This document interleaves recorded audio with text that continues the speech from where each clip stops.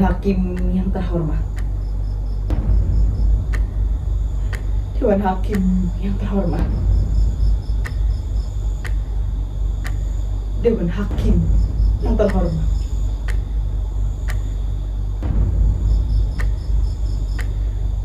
Perkenankan saya merawat ucapan jaksa. Nama saya Sumara. Jadi budak, buruh, dan babu sudah menjadi pilihan hidup saya. Bertahun-tahun saya menjilati kaki orang, merangkak dan hidup di bawah kaki orang. Bertahun-tahun saya tutup mulut saya lipat lidah saya agar tidak bicara. Karena bicara berarti bencana. Bencana bagi perut saya, perut Simbo, bencana pula bagi para majikan. Jadi tolong, Dewan Hakim yang terhormat, izinkan saya kali ini mendongak dan membuka suara. Jangan ditanya dan jangan dipotong. Jika waktunya berhenti, saya akan diam. Saya akan diam selamanya.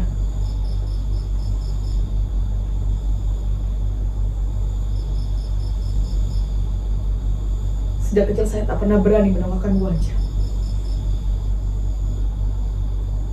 Apalagi di Karangsari, desa tempat saya dilahirkan. Pak Kasiden guru madrasah saya pernah menerangkan, pembunuhan para jenderal itu dilakukan oleh sekelompok orang yang sangat keji, yang tergabung dalam organisasi PKI. PKI itu benar-benar biadab. Untuk itu dihapus dan dilarang berkembang lagi. Seluruh antek PKI dihukum. Bapaknya si Sumara itu kan PKI. Iyo toh. Iyo, bapaknya si Sumara itu dulu diciduk sama tentara. Makanya jangan deket-deket sama si Sumara. Nanti kena ciduk, kena tangkap. Modal.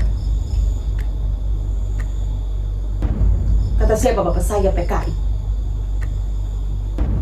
Kata siapa Suliman PKI?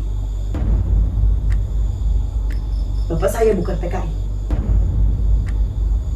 Bapak saya bukan PKI.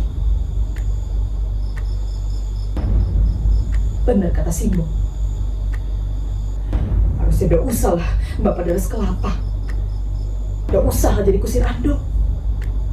Udah usah nyetor gula ke Denwasto. Lihat akibatnya. Bapak jadi ikut-ikutan diciduk setelah Denwasto diseret oleh tentara. Bagi jika memang bapak saya bersalah, lantas apa iya saya, Simbah, dan Simbo harus menanggung dosa ini selamanya? Dikucilkan, dirampas hak kami, selalu ditepang di negeri sendiri.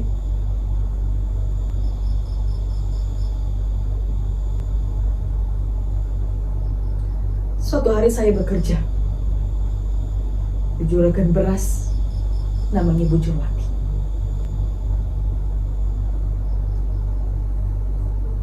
Dari bekerja di juragan beras itu, saya berkenalan dengan seorang lelaki.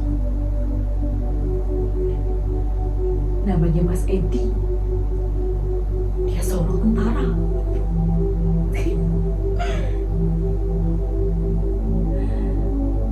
Cinta saya semakin bersemi. Manakala saya tahu, ternyata Mas Edi juga menaruh hati pada saya. Rasanya hati saya melambung tinggi sekali.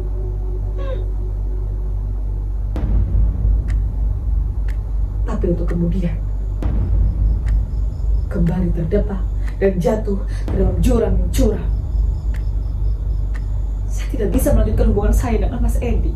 Saya tidak bisa menikah dengan Mas Edi. Mas Edi mundur teratur setelah mengetahui sejarah keluarga saya. Bagi seorang tentara, haram jadah hukumnya jika memiliki istri seperti saya. Rasanya saya ingin lari. Saya ingin lari, di mana bayangan Bapak tak dapat lagi menguntit hidup saya. Akhirnya melalui perantara seorang calon, saya mendaftar menjadi seorang TKW. Begitu banyak syarat saya penuhi, mulai dari biaya kelurahan, kantor imigrasi, biro tenaga kerja, dan segala tetek bengek lainnya yang ternyata begitu panjang sekali. Akhirnya inilah saya, Sumarah binti Suliman, seorang TKW dengan predikat NEM tertinggi, jadi budak di negeri orang. Kosinus, tangen, diferensial, jadi mesin cuci, Archimedes, jadi teori metrika baju, dikotil monokotil, jadi irama kain pel. Teori pidato, jadi omelan para majikan.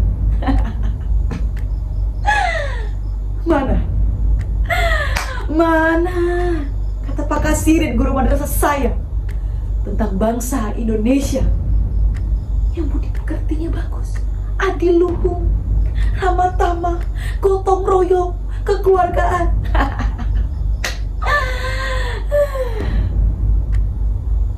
Pagi,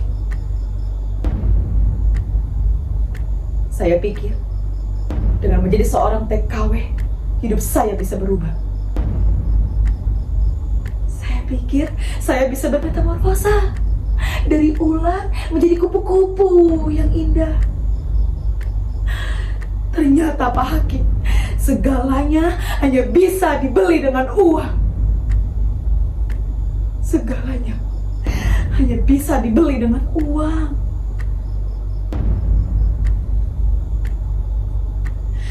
Di balik jubah-jubah majikan saya, di balik cadar-cadar hitam majikan saya disiksa, gaji saya setahun hilang, dan saya, Pak Hakim, saya diperkosa. Saya diperkosa.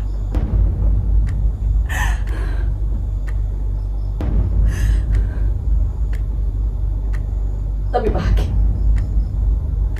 saya harus berani menegakkan wajah, meludahi orang-orang yang membinasakan saya, mengambil pisau tajam, untuk kemudian saya hunuskan mata pisau itu ke jantung hatinya.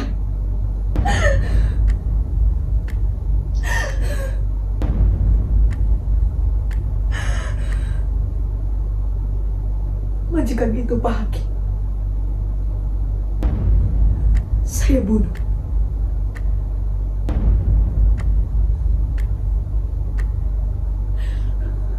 Dewan Hakim yang terhormat, saya Sumarah,